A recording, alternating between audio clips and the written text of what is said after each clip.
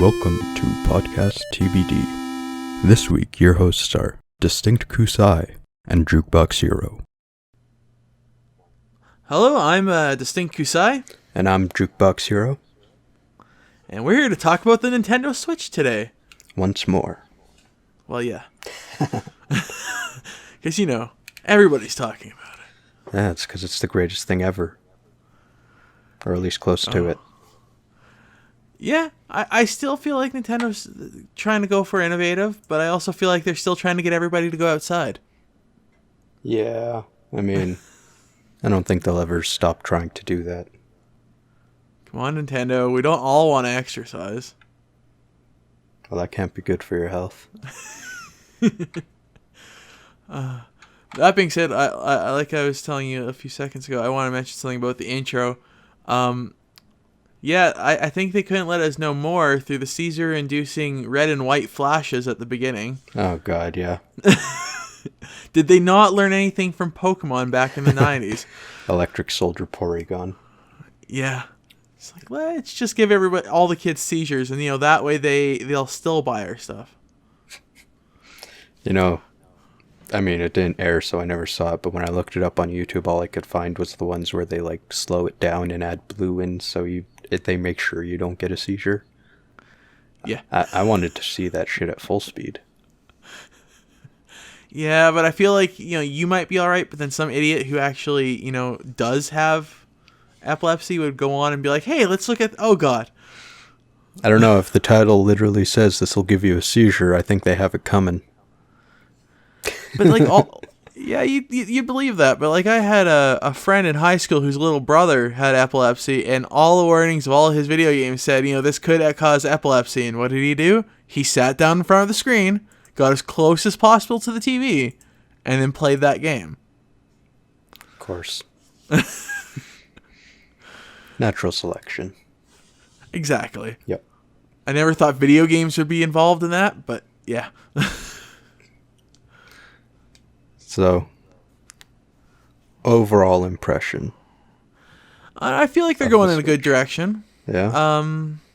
That being said, I wish they'd give us that very popular clear purple instead of the neon pink and neon blue. Yeah. I think they should just do all the colors that they did for the N64. Oh, yeah. Just People would redo love that. People would lose their minds. They'd sell a bunch of them. Yeah, I don't know why they don't do that. I don't know why they keep on wanting to go for this neon blue and pink. Yeah, I'm not sure either. I mean, they did. I was wondering if maybe it fit in with one of the games, but like, not really. No, I kind of feel like they're trying to go for that whole, like, we're going to go for neon fun colors, but we're also going to imply boy and girl. Actually, yeah, that was probably it. Boy and girl. It is from Japan anyways. You know, one of the most conservative places on Earth. And then all I can think is pink was originally meant for boys. Yep. So, doesn't translate over here into, you know, Western countries that well. Yeah. I mean, we get it, but whatever. I know. I just want more colors, you know what I mean? Yeah. I bet anything as it ages, they'll start putting out new colors. Like, I mean, think about the Wiimotes. You had white for like 6 years, and then they started giving you colors. Yeah, dear God, I'm glad they eventually start giving colors. Yeah. That being said, I'm glad they're giving us something that's not white. Yeah, no kidding. I mean, the Wii U, it's black. If you got the 32 gig model, but they stopped producing the 8 gig model after like a year. Yeah, I know. But still, like, I always just hated that one. I didn't mind the color for the GameCube. I love the colors for Nintendo 64. Yeah. Like, you know, like that grayish black that they had. And they're kind of doing now again. And I didn't even mind the original, like, gray colors that the NES and Super NES had. But, like, but the stark Super NES white had, like, purple in there. Yeah, which was color, but like that's what I mean. Like it was not this stark white. Yeah. I don't know. With the GameCube though, you did have a couple color options. It was purple, silver, black. I'm a little pissed off because my favorite GameCube controller other than the Wavebird is the orange one. And they only got that orange color in Japan for like the actual GameCube. The one I liked is there was, it was for N64 and it was blue and yellow. Are you talking about the Pikachu one? Yes. Yeah. Oh, that thing was awesome. That and my original clear purple one. Yeah, So. the atomic purple. Oh god. And like same for like they did that for Game Boy Colors as well. Did they do that for the Game Boy Advance? They're not see-through, but they do have quite a few colors. They had 3 main colors, like it was a see-through-ish light blue, a silver, and kind of like the same color as the GameCube, indigo or something. Yeah. But then eventually they did get like a see-through-ish red one, and then they had a couple special editions and whatever else. Well, and I don't know. It's like they're afraid to go back to those see-through colors because like even with like the new DSs, there's a lot of variation, which I love. Like you have the NES edition. There's way more than they've had before. But they still don't have these see-through classic ones that I love so much. And I think part of that's because when they did the see-through stuff, it was like the radicalness of the 90s, and we've left the 90s in the dust. But come on, 90s nostalgia. Yeah. They're already proving that that's like the way to get the money from everybody who's now like in their mid-20s to like mid-30s is hit that nostalgia. Yeah. Beat that horse. At this point, it's anyone who grew up with the GameCube because GameCube prices like tripled in the last 3 years. Oh, yeah. Like for their games, at least. I don't know. Anyways, Switch. I went in there with like 3 questions that I wanted answered. First was, what's the battery life going to be? What's the price point? And what's the hardware? And they answered 2 of those. So like the battery's between 2.5 and 6 hours. And they were saying while playing Zelda, they're getting about 3 hours. And the price point for the US is $299, which I think is a fair price point. It's not it's not like it's cheap, but it's not like it's really expensive. It's kind of just what a new console should be. Yeah, it's like all of them, like across the board, are about like $300-$400 now. So. Yeah. Oh, like unless they have those new like PS4 Pros and. Yeah. Which are a little more. Just a tad, though. During the Nintendo Treehouse stuff that they did in the days coming, there was quite a bit more information came out. So, like, the Joy-Cons will last for about 20 hours each. And, I had a thought and I lost it. Oh, that's good, because I don't think any of my PS4 controllers, if I'm constantly playing them, will actually last 20 hours. So yeah. I was trying to compare it to, like, a Wiimote, and a Wiimote on AA batteries is probably around that. But I know for, like, the gamepad, that thing is, like, 3 hours max for, like, the Wii U. I'm surprised it lasted that long. Yeah, no kidding. I don't know.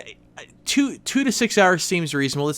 They basically put a laptop battery into this thing. Yeah, and I mean, what we've got before, so like with the Wii U gamepad, we're kind of used to that time. With the 3DS, we're used to that time. I think the Vita lasts a little longer, but still it's in that range. So I don't think their battery life's going to be any concern.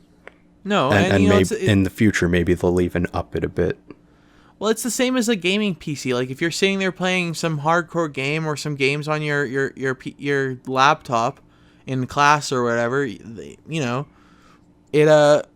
it burns through it between 2 to 6 hours. Yeah.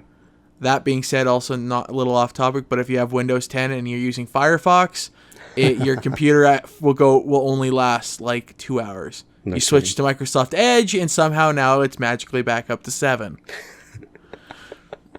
Yeah, somebody's not trying to sell their products. Oh, I remembered my thought. During the Treehouse stuff, they told us that when you're playing with it undocked, so like when you're on the go, when it's in the gamepad mode or whatever, it's outputting 720p. but when it's docked, it's doing 1080 out. That's actually probably a good thing. That probably helps with the whole battery thing as well. Because, I mean, when they put it on the dock, it's more or less just overclocking that NVIDIA chip. Now, I know this is way down the line, but this with all this new 4K shit coming out, and like PS4 Pro and the new Xbox One, and them all being like, hey, we can output 4K. I wonder if Nintendo Switch after a year will be like, here's the 4K version. I kind of highly doubt it. So do I, but I'm just kind of curious if they're going to follow that trend. Because, I mean, graphics has never meant that much to Nintendo to begin with, but like a console cycle, on average, if you don't include the 7th gen, because that was like the longest console cycle ever, is somewhere between like 4 and 6 years. I feel like 4 to 6 years from now will be a time when 4K is more readily available and affordable, and more people will have it. But until we reach that point, there isn't much of a need for 4K from Nintendo, at least. Yeah, well, yeah, and I don't think that. I think they're doing that's exactly what's going to happen. Like right now, 4K is coming out. 1080i is like really cheap and available to everybody, and that's what they're putting in their consoles. Now, when 5-6 years, maybe even 10 years, when they come out with the next console, 8K, 10K resolution is going to be the new thing then, and 4K is going to be readily available to everybody, and that's when they're probably going to switch over. Yeah, then I'm fine with that. I mean, I watched a video from IGN where they did side-by-side comparisons from the Wii U to the Switch. And what I compared it to would be like if you were playing a PC game, like something like Battlefield, and you went from the low setting to the medium setting.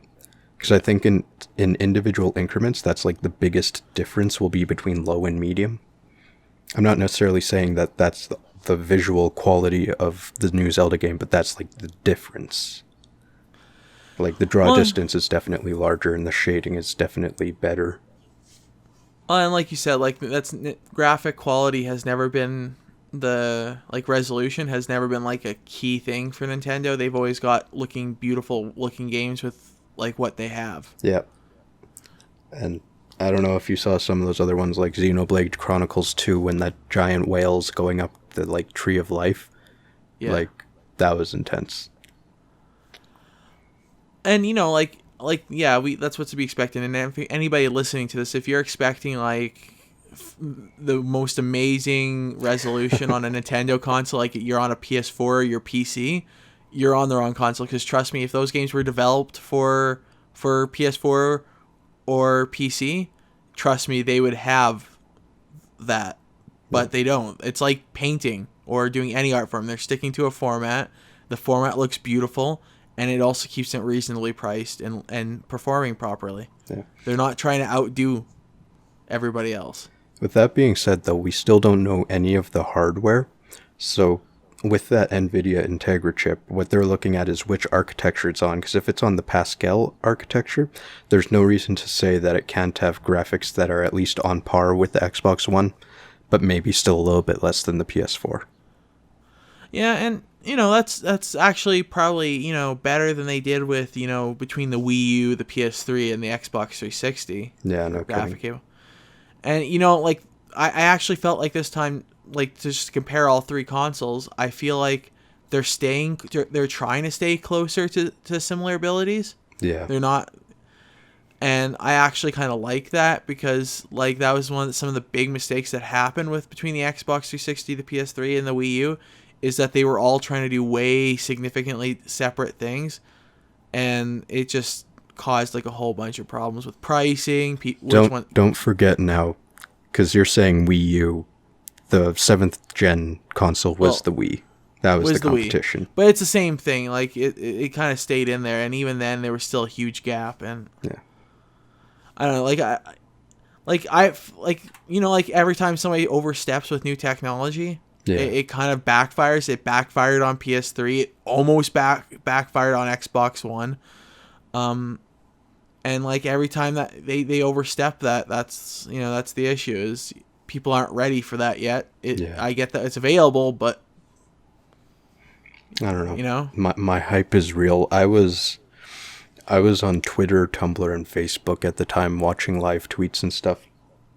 And I swear to God, Zelda is selling that console. Like, we already knew that at E3, but, like, it shows how, like, crazy it is because, like, Switch was the number one hashtag, Zelda was the second, and then Breath of the Wild was number 3.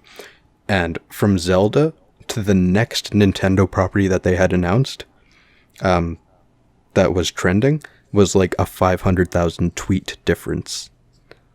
So it's like Switch, Zelda, a bunch of other shit, and then at number 9 is like Fire Emblem with like 50,000 tweets. Are we really surprised though? No, but maybe a little bit. Because the fan base for Zelda is huge. I know, but like, I was hoping there'd be a little hype around the other things that they announced, like Xenoblade 2, or even like Mario Odyssey, because that thing is such like a far cry from everything that they've done with Mario. Like, they were like, it's open world, kind of like Sunshine, but like, from what they're showing, there's like 5 different worlds, and there's this crazy one with like real people in it, and I made direct like comparisons to Sonic Adventure, and that's never a good thing. Yeah, I don't know. I kind of felt like out of all their intellectual property, Zelda's probably done the best over the decades. Other than Mario. Yeah, even against Mario, like Mario's still pretty big and people go nuts over Mario. But like honestly, if I were to like go into a crowd and put up a picture of Zelda and ask who raise your hand if you like this and put up the other one, you're gonna get like people screaming and yelling for Zelda, and people will put up their hands for Nintendo. But there's some people that will be for Mario, but I don't think they're gonna be as excited. Yeah, I mean, and perhaps. I think that has more to do with the narrative. There's an actual story to Zelda, whereas not everybody's exactly clear when they're playing. I know there are people that still don't know if Mario actually has a storyline. Yeah. So, and that appeals, and it appeals to adults too. Like, I know people who will go back and play Ocarina of Time and just be just as engaged with the storyline. I mean, yes, but at the same time, that might have to do with the crowd that you're going into. Because if you look strictly at a sales standpoint, like, Mario's still pretty big. Like, he's definitely done better than Zelda has, but like, there is that thing with Zelda where it's like a real story and people can connect with the story and a character. Well, I'm going fucking crazy that's voice acted. Oh yeah. Well, but we didn't hear Link. You'll never. He's like, when they do it, he's the faceless, so you can project yourself onto him. Like they tried doing with Master Chief and Halo for so long, and they eventually tried to give him a voice, and it didn't really work. Yeah. I don't know. Just to give you what I mean by, though, it's a little popular. You don't see too many like DSs coming out with like Mario theme DSs, but like there's a couple of DSs that are Zelda themed now. There's Mario themed and Zelda themed ones, man. Yeah. But I know, but is there, how many of theirs? I think there's at least 2 of Zelda, is there not? I'm not sure. I try to keep up with them, but there's so many themed ones that are coming out. I don't, because there's so many of them. I mean, like, there's the Pikachu one and the NES Classic Controller one, and that's all I care about. Because those are the ones that come out like every generation. The only one I was interested, the ones where I was interested was the one Zelda one. And what was the other one? There was another one. Oh yeah, the classic NES one that you mentioned. That I was. My girlfriend got the Persona Q one, which actually looks pretty cool, and my buddy's girlfriend had the NES one, but they broke the D-pad on it, and eventually just sold it. What do you do to break a D-pad on a DS? I don't know. It confused me. Cause like I don't think I've broken a D-pad on any Nintendo product, or actually now that I mention any Sony product or Xbox product. Yeah. And I've smashed on those things. Right. Like, would they decide to take like a pen and like put their full weight down pressing on the button? I really don't know. I mean, I barely remember because that was a while ago, but like, the only thing I could think is maybe the 1% random manufacturing defect. Right. No. These things are durable as fuck. I gotta say though, with D-pads, because Nintendo invented their D-pad and like patented it and whatever else when they made the Famicom back in like 83. And the patent on that ran out, of course, and I was worried that like every other company was going to start doing like a Nintendo D-pad. Because, I mean, the Nintendo D-pad was like the best one. Like, Xbox ones were all shit, and the PS4 ones were like separate buttons. But which I liked, but that was a whole separate different thing. Yeah. Well, I mean, I guess, but like the Xbox one is so horrid. Like, the 360, that one is like, you cannot get like clear separate presses. Yeah. Like, if I'm trying to play like Street Fighter 4 or whatever, and, you know, quarter turn, I'm going to inevitably accidentally hit like a diagonal up or something in that. As much as I love some of the video games on Xbox, you know my opinion on the Xbox controllers. Yeah. Whether it's the original Xbox all the way to the Xbox One, they're poorly designed in my opinion. Yeah. If you had to rank them from best to worst, it's going to be like this toss up between Nintendo and Sony, and it definitely dead last is Xbox. Yeah. I feel that's probably true, but the 360 controller was extremely comfortable for my hands. Well, they did do a decent thing of like that thing, but the layout is kind of weird for me. Yeah. But the actual shape of the controller for that one, I feel like they did a better job than the original Xbox. Yeah, with the Duke. I still prefer for holdability, like, you know, playing games. I still love the Sony controller. Yeah. This is all personal preference, though. Yeah, I mean, but for actual design, you ask other people, they'll argue the exact opposite way. I will say for actual, like, just considered design, not preference. Yeah. I would say Nintendo and Sony are very close on how well designed their controls are. And Nintendo's crazy because they change theirs literally every generation. I feel like they do a lot of testing and a lot of figuring out before they. But, sorry, I didn't finish my D-pad thing, and I almost forgot. Yeah. There isn't a D-pad per se on the Switch. It's 4 separate buttons, and they did that so if you're holding it sideways, you can use them as like A, B, X, Y. But that's gonna drive me absolutely crazy because I hate using like an analog stick if I'm trying to do a game that has 4 directions. Like, especially with like their virtual console games and stuff, that's gonna drive people crazy. What about the Pro controller? Does it have the original D-pad on there? I didn't see. I did see, but I can't. That's a good point. I'm gonna look that up.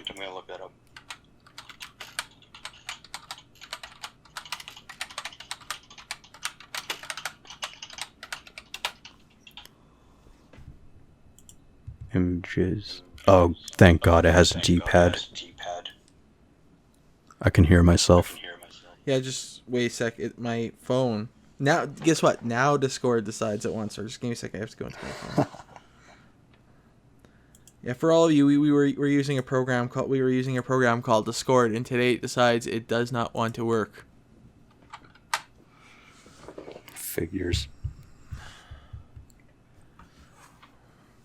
Yeah, I know. And overall, you know, I think I'm gonna love this console. I'm actually probably gonna jump on this quicker than I would the Wii U. Yeah, same. As in the fact I still don't have a Wii U. Yeah. I mean, I got mine only like maybe 4 or 5 months ago. I feel a little ripped off in the sense that I paid this much for the Wii U and I'm going to have to pay pretty much the exact same for the Switch right away. It's definitely like reasonable and all that, but like after buying the console, you're so like, I thought there'd be a bigger gap. Well, not really, because we knew the Switch was coming, but like, I don't know, it's just for the games, because, you know, they didn't sell very well to begin with, but like, I went into our EB Games, or the Southgate EB Games, and their shelf is maybe like 2.5 feet by 2.5 feet wide, and that's all they have for the Wii U, and there's barely any used games, so like, come a year from now, the time where I would usually try and stock up on all the games I wanted at a good price, they're just not going to be there. Nope. Like, I mean, there's so many great first-party games on the Wii U, too. That being said, I kind of feel like they could have skipped... If they knew that down the line they were going to do the Nintendo Switch, I almost feel like we could, like, skip straight over the Wii U. Maybe, but I don't think the Wii would have held the void when the PS4 and the Xbox One came out. No. Like, I it wouldn't have held well, because, I mean, its sales were anemic at that point anyways. I don't know, I just, like, in comparison, the Wii U almost feels like the prototype to the Nintendo Switch. Yeah. You know? Like, shit, guys, we're not done developing the Nintendo Switch. What do we do? Okay, we'll release what we have, and we'll call it something else. Okay, we'll call it the Wii U. Nah. Well, it'll hold us out until the Nintendo Switch. Nah, I'm sure the Wii U was planned and everything. Oh, They weren't just gonna pump too. something out, but Nintendo's not that kind of company, but it's kind of funny when you think about it because they are such similar consoles. yeah. At least in, like, the sense that it's like a gamepad. I don't know if you've seen any pictures of, like, I think it was IGN again, but they posted pictures of the Wii U gamepad directly next to the Switch, and the Switch is, like, a third as thick, and it's not even as big as the gamepad. Like, it's tiny. It's so ridiculously tiny. Which is a good thing. It is so nice. And then they show it next to, like, the Wii U, and it's, like, it's probably about the size of the Wii when it's docked. Which is good because, like, the Xbox One is a giant, the PS4 is a giant. Their slim ones came out, but I mean, you got to buy another one if you want one. I don't know. I feel like the PS4 is not doing half bad in size until you hit, like, the PS4 Pro. Then it's kind of getting ridiculous in size. Yeah. The Xbox One's always been like, what the monster. fuck were you doing? It's like, why did it have to be this big? I know the Xbox 360 was about this size, if not a little bit smaller. But come on, guys. There's only so much room I have on my shelf. Yeah. I opened up my notes because I was pretty much doing live notifications for my video games thread on Facebook. And I'm just seeing what I wrote down there. They added a screenshot button on the left Joy-Con. Yeah, I saw that. And they're saying eventually it'll help record video as well. Yeah, it does screenshots and video. And I'm glad that they said that you can post it to social media. And I hope when they say social media, they include YouTube.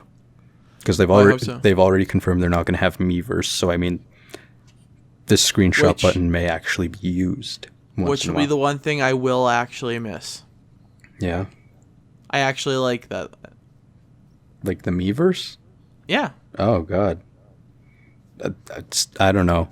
I never really used it. It's entertaining in like Mario Maker to see all the posts people make and all the funny stuff. But, like, when I'm playing a game and it's like, oh, hey, by the way, you should post this on Miiverse, and it brings me up to a pop-up menu and stuff, it just takes me right out, and I hate it.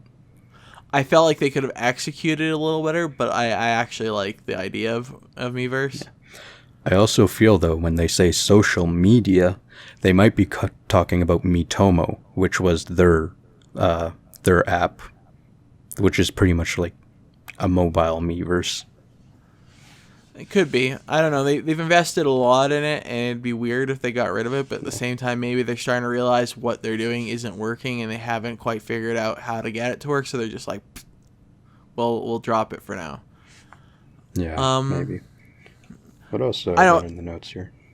Everything's starting to go for that whole, that share, screenshot, record your video thing. Yeah. Like, definitely. The PS4 legitimately has just a button called share. Yeah. It should have just said Twitch instead of share. Like, okay. But I'm back on my list. Holy shit. Yeah, I forgot about the Rumble, dude. Oh, I'm excited. Dude, okay.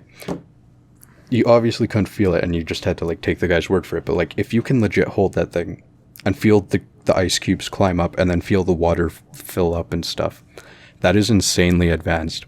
Like, I remember at the E3 when they were showing off the Xbox One controllers and how they were so proud of them because you had, like, individual rumble and the triggers.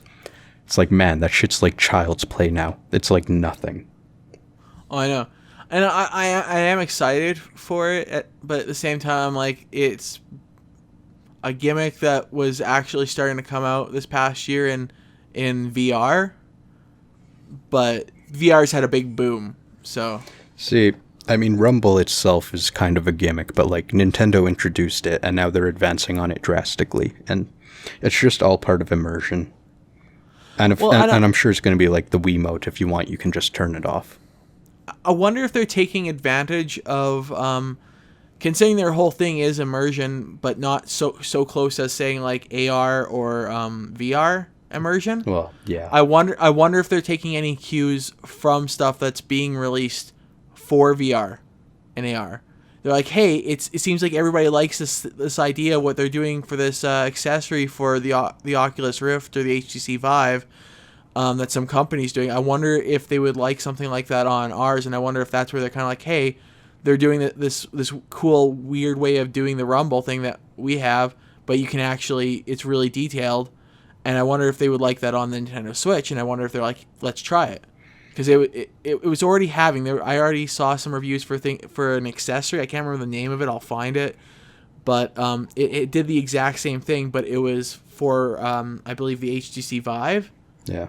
And that was a long while ago. That was probably back to like almost last January. So I wonder if they were kind of like, it's getting big hits for that. I wonder if it'll just work for us too.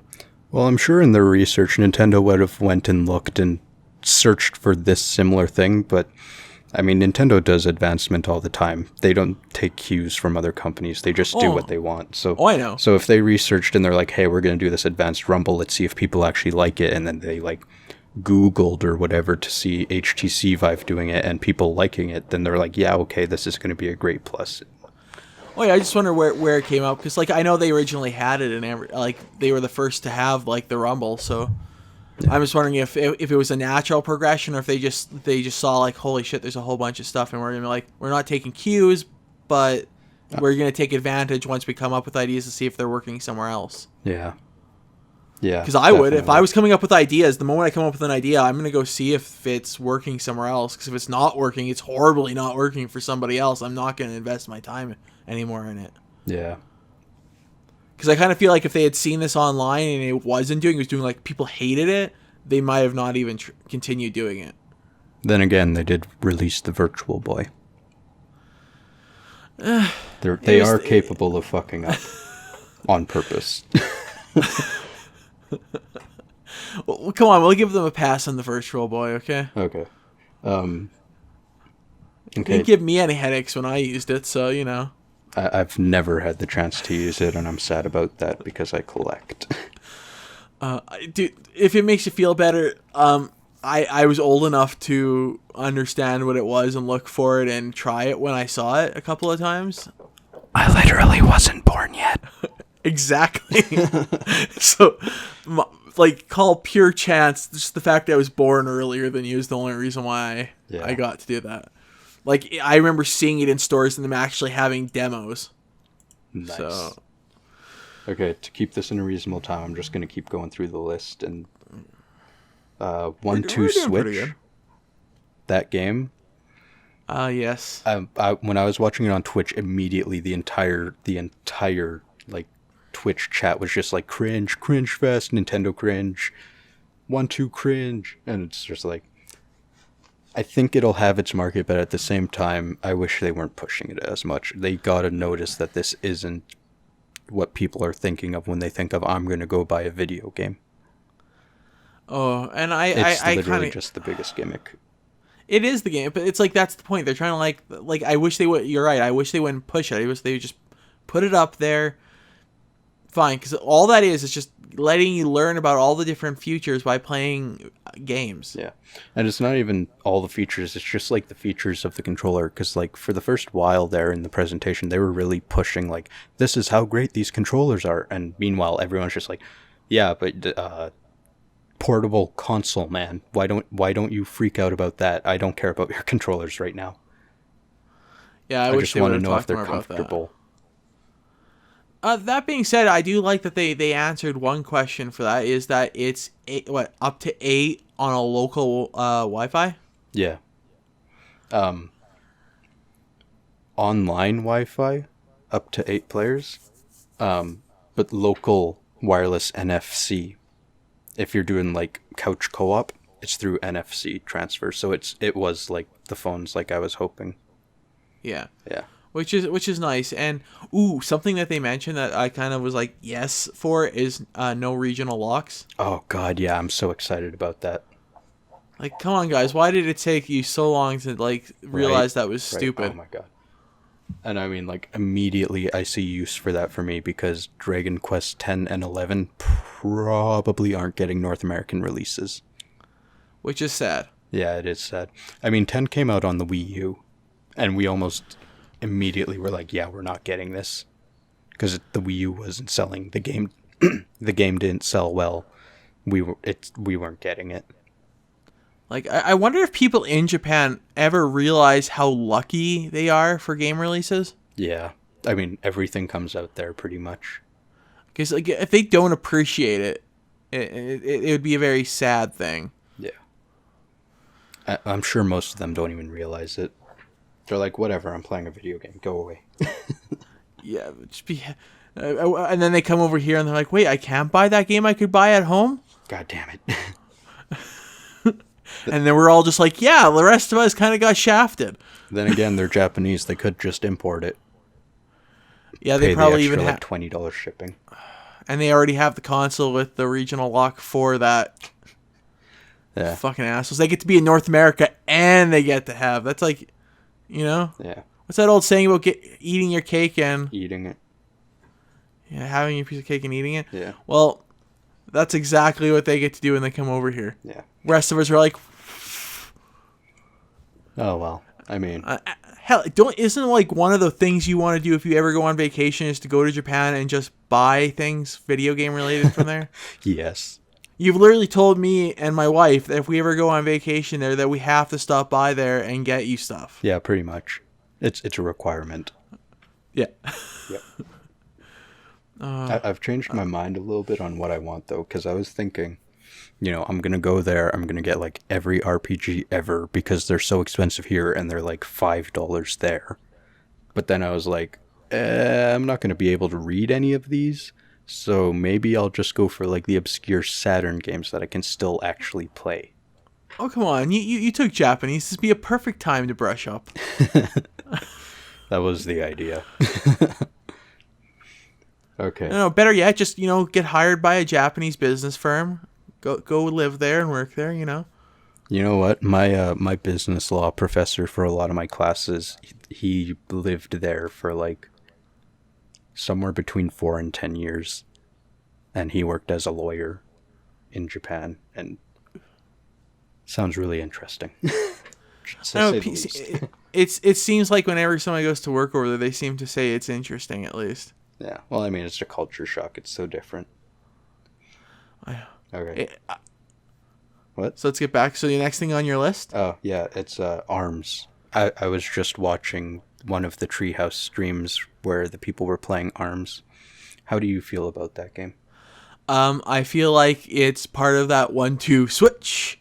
They took the most popular thing from the Wii Sports, Boxing. And they're like, okay, we're gonna make it separate and we're gonna make it better. It's funny somehow. It's funny you say that because I feel like boxing was the least played thing. At least in our group of friends, like bowling was the highest, and then it was like golf and then baseball. All my friends would play with me if I got them to play Wii Sports as boxing. I think I maybe played it like a grand total of 3 times. And they cheated. Like I had one friend that would just like take the strap, hold it in a weird way, and just like fucking shake the remote at you. Of course. Like I'm like I don't even know how it would look graphically. It just kind of looked like this fist was like vibrating in front of your face. Yeah. You know, I was just having a conversation earlier with a buddy of mine, and we both kind of figured like these controllers are probably advanced enough to the point where you can't cheat on the Wii, where like you just sit there and flick your wrists. I think you're actually gonna have to like get up and punch to like play this game, and like it's gonna be a great workout. But my God, if people are only gonna play for like 5 minutes, it might not be worth it. I hope not. I would love to see people actually play these kind of games. Yeah. To tell you the truth. Yeah. That being said, you know what I did love is they're like, hey, guys, the wrist straps. Oh yeah, and it like makes it a little bit wider. That's going to be nice for people with bigger hands for sure too. Well, I'm just thinking like when they didn't really mention it too much when the Wii came out, it wasn't like this. Oh, you really need to make sure you have these straps on. it wasn't until they didn't release any information on that until like people were throwing their fucking controllers through things. Yeah. I mean, at the same time, I feel anyone who ever like threw their controller through the roof or the screen is an idiot to begin with. But like, exactly, they had big issues where the straps were actually breaking, so they had to do a massive campaign where they actually mailed out thicker straps. I remember that. I got one. Yeah. That being said, like remember my key saying is, a person is smart, people are dumb. Yeah. And they're not doing that whole like, guys, watch, you need to put the strap on for the smart people. They're doing that for like that 1 or 2% that like you literally have to smash the sign over their fucking head before they read it. Yeah. Definitely, for sure. Like, I don't know. Little off topic, but story about signs, guys. I used to work at a VHQ. We were going out of business and we had a liquidation. I put up 50 plus signs on the inside, not including the outside. We had 8 people standing outside with signs, and I still had a guy come in and say, "Can I rent?" And we were like, "No, we're liquidating." He's like, "Where? There should be signs." And we're like, "Look behind you, look around you." And that's when it clicked on, oh shit, oh, that's what those signs say. He's probably high. Too high. Yeah. I hope that's the reason. Sorry, back to this ARMS game. Like, I think the game itself looks kind of fun. Like, I definitely play it, but I feel like this is going to be like a full price release, and people aren't going to buy it. It's going to end up being like Tank on the Wii U. Definitely a fun game. Definitely a good concept. It looks good graphically, but there's not enough to it to justify a full price game. Yeah, it should be a free game. Comes with it. Yeah. Oh, one of the things that Reggie was saying afterwards is the reason they didn't do any bundles and not to expect bundles is because they're so confident in their launch lineup, their third-party lineup, and everything to come out all the way to the holiday season that they wanted to let people be able to afford the choice of their games. Because if they bundled a game in there, they probably would have had to charge $350 or whatever, and then at that point someone may not have felt right buying another game for $60 or whatever it is in the US. And so pretty much you get the console by itself and then you choose what you want to play. Solution: bundle individual bundles for all the games. Nah. Too much overhead, man. It's just like funny, like how many different bundles are there? Oh, there's like 50 different bundles for the Nintendo Switch because they wanted to give in. That would be funny and it'd be awesome at the same time. Yeah, no kidding. And you know what? They said there's 80 games in development right now. I think that's more than the entire Wii U library. Yeah, that's a lot. That's even getting up there for any console right off the bat. Well, they didn't give a time frame. So, I mean, Bethesda or whatever could be making like 3 games for it, but that's going to last them for the next 6 years. Well, that being said, like I will say, like when has any game company ever like Nintendo, Sony, or Microsoft ever been like, "Hey, we have this new console coming out. We already have 80 titles in development." Yeah. I mean, Nintendo had to make that clear because half the reason the Wii U didn't do well is because it didn't have enough third-party support. So they're making it very clear that this has a lot. That always reminds you when the third-party support in indie games and stuff like that is that Xbox on the 360 was like indie games. Yeah. When it was first coming out, they were trying to see what people thought of if they just didn't go with indie games at all. Yeah. And Sony's response is, "We'll take all of them." Yeah, and then eventually Xbox and Microsoft was just like, "Oh shit, we those indie games are kind of a big deal. Maybe we should get those." And rather than just getting the indie games, they bought a shit ton of the developers. Yeah. That's how Microsoft runs. They don't do anything well. They just have a big fucking wallet. Granted, Nintendo has a really big wallet too. Yeah, but they're all about innovation. They're not about like, "Hey, I'll buy an innovative company and get them to do shit for us." Because that's been the like Microsoft's thing since the original Xbox. Yeah. Just like, we're gonna buy you, and you're gonna make good things for us. Well, I don't know if you remember, but on the Xbox 360, a lot of the games that came out on it were originally supposed to be exclusive to PlayStation 3. Yeah. And they threw their wallet down and were like, we also want those on the Xbox 360. Yeah, no kidding. Okay, back through the list though. Well, Splatoon 2. I mean, it's pretty much Splatoon 1 with a few extra items. Hopefully their single player is better. Hopefully it has couch co-op. Like, I'm sure it will, because of like even the teaser trailer showed people around each other playing, because that was one of the biggest complaints with the original Splatoon, is like if you were sitting next to someone, you had a really shitty co-op experience or multiplayer experience. Well, yeah, I could see that being an issue. That being said, I'm gonna say this, and I would like to, if anybody's actually listening to this, to comment. But does it feel like Splatoon, the Call of Duty for Nintendo? Yeah, definitely. We're gonna release a new shooter with only a couple new features. Yeah, I mean, at this point, I mean, all we know is the new features. They could announce more, but definitely drawing comparisons there. I'm hoping they don't, because like Nintendo, if somebody from Nintendo's listening, look what happened to Call of Duty. Yeah. Look at the newest one, Advanced Warfare. Like, are people actually wanting that game? Because they literally had to bundle it with a remastered version of everybody's favorite Call of Duty to get people to buy it. Yeah. No, I'm sure Nintendo won't make this like a yearly thing. They put a lot of support into Splatoon, so I'm sure they're going to put a lot of support into this new one too. Well, I just don't want to see Splatoon 3, even if it's 4 years from now, be like similar graphics and like they added a new character. Yeah, I guess. I don't think they do that, or at least I hope not. How about the Super Mario Odyssey? Because that's really strange.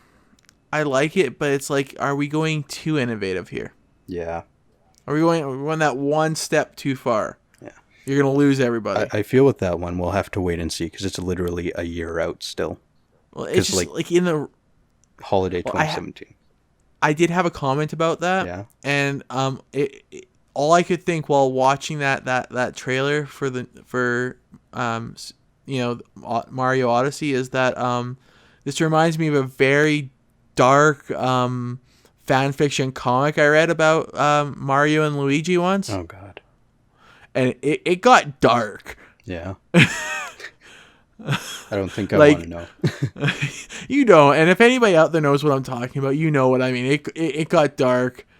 Mario doesn't fit into the real world. Luigi, oddly enough, does in this fan fiction.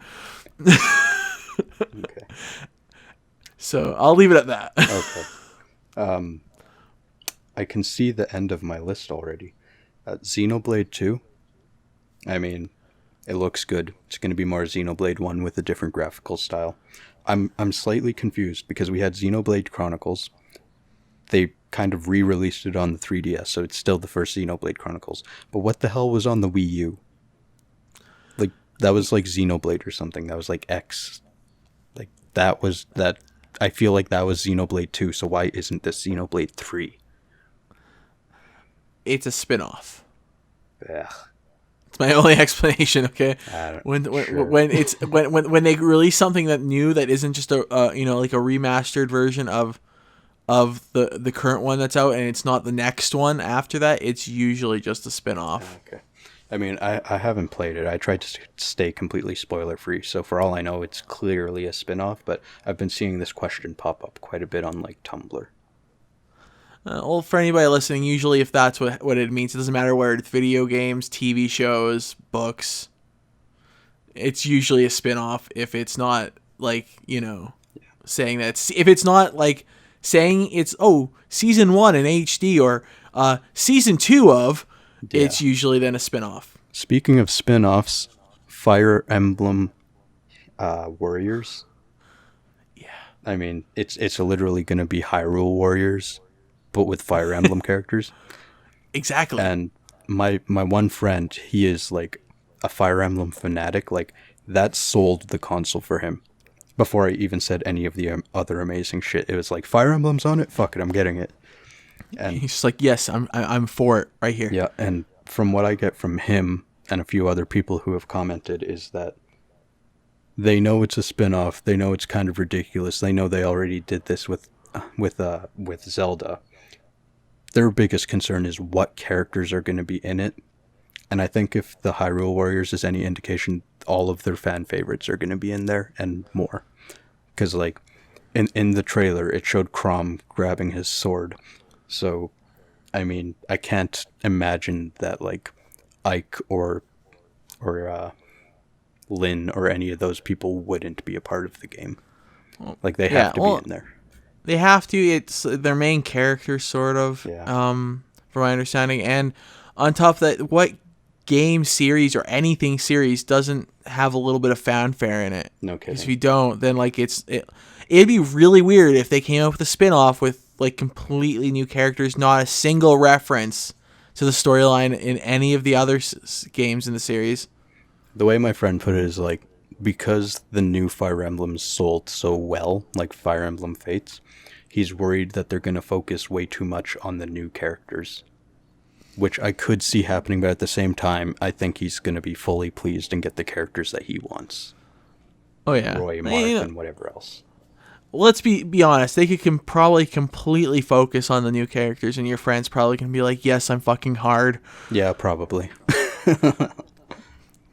What else do I got here? Lots of third-party stuff. Oh, yeah. What I'm most excited, because, I mean, Zelda's good and all, and those other things are all well and good, but I could get a dosage of a lot of that stuff on the Wii U that I already have. But, just RPGs, man. Like, they showed all the Square Enix stuff, like Octopath. It's like 16-bit, except the background is still 3D, and it's an actual turn-based game. Like, I love turn-based RPG, and there's not nearly enough of that these days. No, there isn't. I actually almost felt like it kind of almost disappeared. Yeah. A little bit. It's starting to fade. Well, I don't know if you remember when Bravely Default came out on the 3DS. That was Square Enix trying to do a turn-based type retro-ish RPG because they got so used to doing real-time combat in the Final Fantasies and whatnot that they pretty much eliminated it. And because they were like the biggest RPG company, like as far as sales and size goes, that definitely had a giant influence on what everyone else did. So any turn-based stuff was kind of delegated down to like indie games and whatnot. But now they're starting to make like AAA type stuff that's turn-based RPG. I wouldn't mind if they kind of like mix the two, like turn-based with, you know, actual like combat system. Like you pick your attack and then you actually have to try to, you know, actively do something to properly perform the attack. Yeah. I mean, that wouldn't be kind of like, you know, like a button. I've now used the mega slash attack, and you know you actually have to pick a button sequence to properly get the full attack force out of it. You know, you kind of get that's more or less exactly what the Mario and Luigi RPG series was. Like that's what you do for that stuff. Like, which, you know, you more of that. You attack with a jump, but if you press A at the right time, you do 2 jumps or you do more damage and whatnot. And let's get more of that in more games, and I feel like they'd probably keep more people. I feel like it's starting to fade, but I don't like the whole like completely having to have like a live combat system completely. Well, I mean, like Bravely Default came out and it did extremely well, and then they did Bravely Second, and I think Square Enix has caught on that we can still do turn-based stuff. So that's why they're going with Octopath. If you don't market it for the new kids, it's not gonna, you know, continue. So they just have to figure out how to market it to new kids, and that's probably their best ways through that kind of game. Definitely. We already kind of mentioned Dragon Quest because they're also doing those games, and Dragon Quest 10, 11, Heroes 1 and 2. So that's like 4 Dragon Quest games. I think what I really want to see more of as far as the third-party stuff goes is that Atlas Shin Megami Tensei title. Because what was that? Like I was watching it, but what the fuck was that? Well, it's the 25th anniversary, so if you've ever played Shin Megami Tensei games, the majority of them usually centers around like high school kids and stuff. So being in a dilapidated classroom is kind of, it's evocative of what Atlas does with Shin Megami Tensei. But all of those monsters were just regular monsters from the series.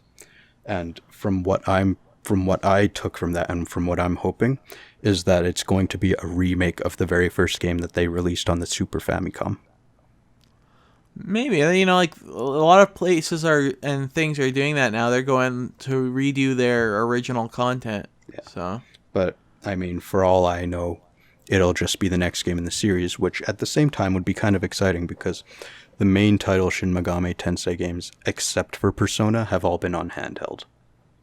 So to see it on console again would be pretty great. Well, you know, this actually brings up a very interesting thing we're seeing in video games right now is they're starting to do something that movies have been doing for a very long time, and it's we have a movie that came out 30 years ago. We're redoing it. Like Ben-Hur just came out this past year. Video games are starting to do the same thing. Yeah. I'm fine with that, actually, to tell you the truth. Definitely. It's been such a big gap from games that came out in the 80s and the early 90s that I wouldn't mind seeing them being completely redone, same storyline and characters, and put on a new console. I'd love to see that a lot more than I'd love to see Skyrim remastered. Yeah. Come on, imagine Earthbound. I'd lose my shit. There was a lot of rumors going around because the company that made or translated Mother 3 or whatever, they were going to the presentation. No announcements about Mother 3, but everyone was hoping that they were going to be like, hey, by the way, this will be on Virtual Console. Which, by the way, they haven't said anything about. We do know that there's going to be GameCube games on the Virtual Console for the Switch, which is good. But they didn't talk about it at all. Well, I kind of feel like you have to have a Virtual Console nowadays. Yeah. If you're not going to make a console completely backwards capable, like with the discs and everything, and the cartridges and all that, and then you need to have the Virtual Console. Yeah. Because people have proven they still want to play games that came out on like Nintendo, the NES, or the PS1, or the Xbox. They want to play those games still. And I mean, like, Nintendo and the Wii set the precedent for that by releasing the Virtual Console for all of their consoles back to the NES, but not including the GameCube, because that was the last one. So, I mean, it's a big deal. You know what I wish they would companies would do with their Virtual Consoles, whether it's Sony, Microsoft, or Nintendo? If you own the hard copy, I wish there was some way to be like, hey, I already own the hard copy. Can I just put it on the Virtual Console somehow? Like if the serial code on the back could somehow get you the Virtual Console thing without having to pay for it again? Yeah. I mean, that would definitely be great for us, but it wouldn't be great for Nintendo, and they know that they'll make their money, so they're not gonna. Yeah, they won't. But it's just like for people like me and you who actually were around to buy these games when they were coming out. Yeah. It'd be really nice because like I have a bunch of these games. I would love to fucking play them on. You know who that would be good for, even though he probably wouldn't use it? Scufflewick. Who? Oh yeah. You mean I can get all these games that I already owned on a single device? Dude, I shouldn't be saying this, but he already does this. He's basically modded a Wii. Yeah. Well, and he put the homebrew software on it. Yeah. But that's emulation. I'm talking like an actual legal way to do it. Which, I mean, won't matter to him, but it's a step in the right direction. The point that'll keep him away from is, do I have to spend money? Yeah. And like if what you were saying where it's like if you already owned the game, you could put in the barcode or something. I mean, that would save him from spending money. Exactly. That's the big thing is that and I don't think they would lose too much money if they did that because there are people like me and you who already gave them our money for the fucking game. There are kids out there that are like my brother's age or younger who don't have access to the physical games. Yeah. And who, oh God, like Bomberman. I remember I played this with my older brother, and then them spending the money on buying it on the Virtual Console. They would lose a little bit of money because not everybody's now going to be having to fucking buy it, but I think they draw a lot more people to the virtual console if they gave a little bit of, maybe not even all the games, just some of them, maybe the more popular titles they did it with, you know what I mean? Like if I could grab my Mario 64 and that was one of like just a select few of the games you can put in the barcode, and if you own the physical copy, they don't have to do with all of them. Yeah. But it would be nice if they did it with a couple. It would be nice, but whatever. It's an idea. If somebody from Nintendo's listening, trust me, try that. Yeah. So I bet you'll get an increase of people going through your virtual console. Do it. I don't know. So your next thing on your list? Oh man, do I even have anything more? I mean, it's pretty much just the third-party sizzle reel that they did after that, and that's it. And Mario Kart 8 Deluxe, they added back battle mode. Yes. I'm not sure. I'll have to rewatch it, but I think I saw the Block Fortress from Nintendo 64, and that was by far the greatest like battle level ever. Well, at some point we're gonna have to go through these trailers and see if we can pull out as many Easter eggs as we possibly can and do a separate video on that. Oh god, yeah. I did notice that there's 2 items. I noticed that last time, but I mean, that's kind of back to like Double Dash where you could hold 2 things at once. And I wonder how much that's going to change the gameplay of... Because they created the whole game around having 1 item at a time. So I wonder how they balanced that. I guess we'll just have to wait and see. Yeah. There's a lot of things I'm still wondering, but you know, overall, I think I'm overly pleased with what they said, and they gave us basically a rundown of what's coming with the console when you buy it. Yeah, and I mean, if you go to the Nintendo Switch site, it actually shows literally everything you're gonna get with it. Which actually tells you that I'm really impressed with what they're giving with it. So. Oh, with the dock, all the cord management is very nice. It's all just kind of hidden away. Well, you kind of have to go with that nowadays. People actually care about that now. Yeah, but I mean, see, like with like every console ever, though, it's like you plug it into the back and it's just out there sticking out. With this one, it's like it's hidden. It's nice.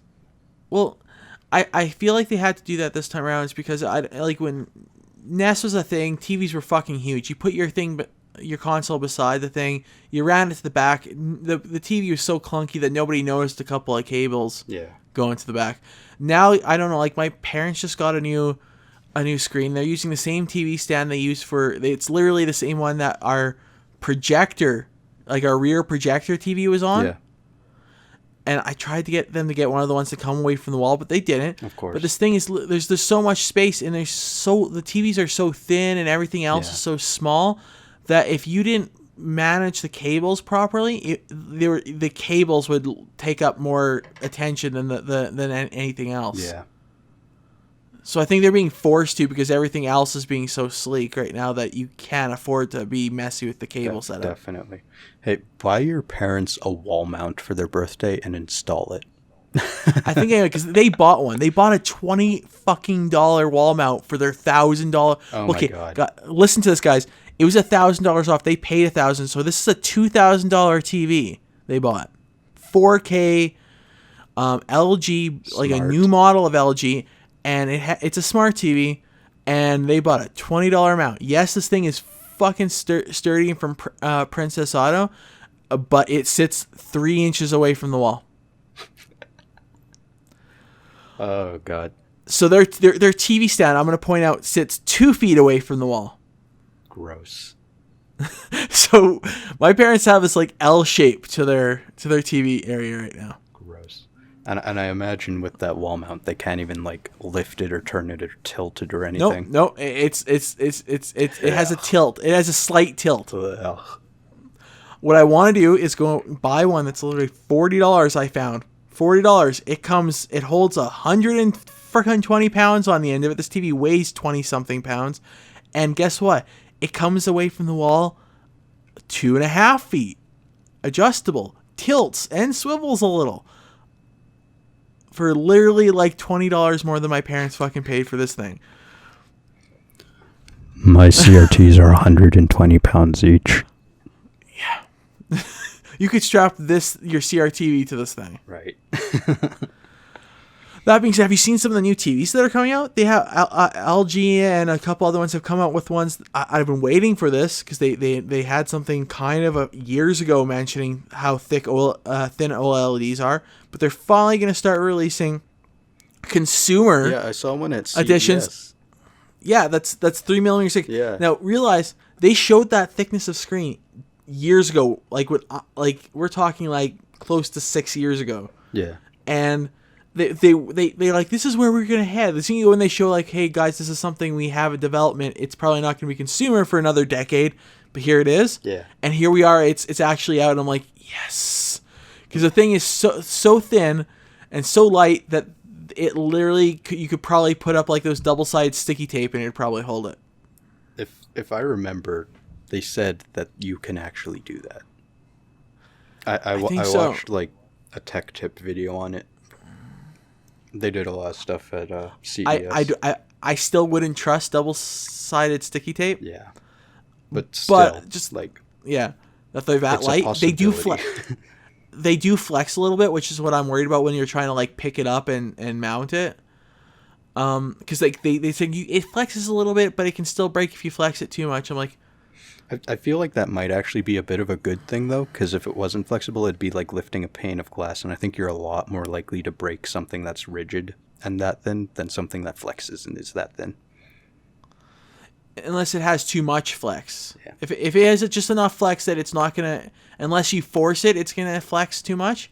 If it's gonna flex itself too much when you pick it up, then that's the issue. From what I saw in the video, it seemed kind of like, I don't know, like Manila tag. Like you can curve it a little bit, but if you actually try and like bend it, it's gonna crack in the middle. That's what it looked like to me.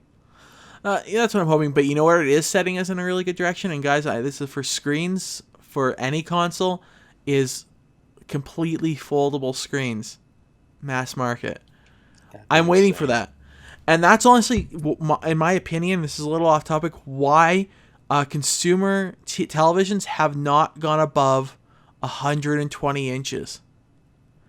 Is because if you go above 120 inches, already at 120 inches, you have to take out your front windows of your house to get that TV in. Right now. So unless you can fold the fucking TV down so you can walk it through the front door, nobody wants to buy a 120 inch right now. Makes sense. So I think that's because it's been years. 120 inches has been like available to buy, really expensive, but available to buy for a while. So is 100 inch, 110 inch, and everybody's sticking to 80 inches. Because 80 inches you can actually walk through your front door. Yeah. You know, I think I saw a 120 inch at the Hudson's. I've got the very last thing on the entirety of my group chat is that the console has 32 gigabytes of internal storage, and it will support up to 256 gigabyte SDXC micro cards. Which... yeah, well, where we get, I like that it has the support for the 256. Yeah. But the fact that they're only giving us 32 gigs to start. See, I mean, they did this on purpose, obviously, and it was probably partially so they could make it slimmer, because if you had to stick even an SSD in there, it would get thicker than it currently is. And for the fact of how much storage costs and stuff, but I feel like it's not actually going to be a big deal, even if you're a person who downloads all your games, if you can have the SD cards. Because if you leave the house with this thing, how many games do you need to bring with you if you're only going to be able to play it for like 4 hours at a time? Okay. And are you actually going to like leave the house with it long enough that you're not going to return to some sort of source of power or something? Well, here's my issue with it. Is just like I'm having an issue with my PS4 right now. You're given a certain amount of memory, and if you go over that, then now I have to spend money. Yeah. I mean... and which wouldn't bother me. Guys, like, for anybody listening, 500 gigabytes sounds like a lot of memory, but when, like, a lot of the games for PlayStation 4 require 30 gigabytes, yeah, it's not much. But, see, that's part of my question, too, is, like, how big are the games that are going to be on Switch? Because, like, if the average game is still only 8 gigabytes, I mean, you'll be able to fit 4 of those before you have to buy external memory. But at the same time, it's literally just the convenience factor that's going to hold people back from going to get those SD cards to begin with, because that's what the games come on. Which is why I don't feel like it's going to be a big deal. You can have like a whole pocket full of SD cards and not worry about it. Well, and that's what I'm actually wondering is the hard drive in there solely like a lot of other Nintendo consoles, solely just there to have save files on, or is it like on the Xbox One or the PlayStation 4? Am I actually having to install games on my console? Well, SD cards, because of the type of memory it is, it's going to be a lot faster than loading from a disc, so I don't feel like you're going to have a need to install a game onto there in order to play it at like full speed or whatever. But if you're downloading a game from the internet, then it might be an issue. But like I said, if you're going to have a stack of SD cards or whatever, they're so small. And if you think about the current portable consoles, the DS, that's pretty much an SD card. People don't have any problem with carrying that around. Well, but here's my only issue with that, is the more they rely on technology, separate third-party technology like that, comes in an issue that is, but for me, the only thing I ever found was the most common complaint with Microsoft PC was people not knowing which ones to buy and then complaining like they bought the most expensive thing in the world. So somebody out there is going to buy the cheapest fucking SD card they can find, right? Yeah. And then when the speed is because of the SD card, anemic because they bought like the fucking cheapest thing they could buy, are they going to complain like, "Oh, this doesn't fine"? Like, I mean, they probably will, but that'll be their own fault. Like, I wouldn't be surprised if Nintendo has Nintendo branded SD cards now. I'm hoping. I'm just hoping it doesn't go the way that the Vita did, where they cost literally like 5 times more than a regular SD card. Yeah, well, the Vita was doing that long before Vita existed. Sony was doing that, their own micro SDs and SDs, overpriced since like the PlayStation 2. Gross. So it was either the PlayStation or the PlayStation 3, but I know for the PlayStation 3 they were like, I think like $10, $15 more expensive than other ones, and they were pretty much just the same as their Sony brand SD cards, but they were sold with a PlayStation logo box. Yeah. So yeah, I think what they should do is they should either have their own brand of SD cards and recommend them, or recommend certain speeds and like specifications and tell them like if you run anything below this, it's not going to work properly. Yeah, it won't be optimal. That way, if somebody buys below that, then anybody, when they hear somebody complaining about it, they can be like, "What did you buy?" Oh, like they straight off tell you that's not going to work. So why the fuck are you complaining? Yeah, I don't know. Or both. I don't think the memory is going to be an issue, but I mean, the expandability option is there if you need it, and we don't know yet, but there is definitely a USB port on the side of that dock, so for all we know, you could plug in a hard drive. We don't know that yet. That would be nice. Yeah. Biggest complaint that Sony ever did is when they temporarily took away, I think they've added it back now or are adding it back, you can use external hard drives for their consoles. Yeah. Biggest mistake when they took that away. No kidding.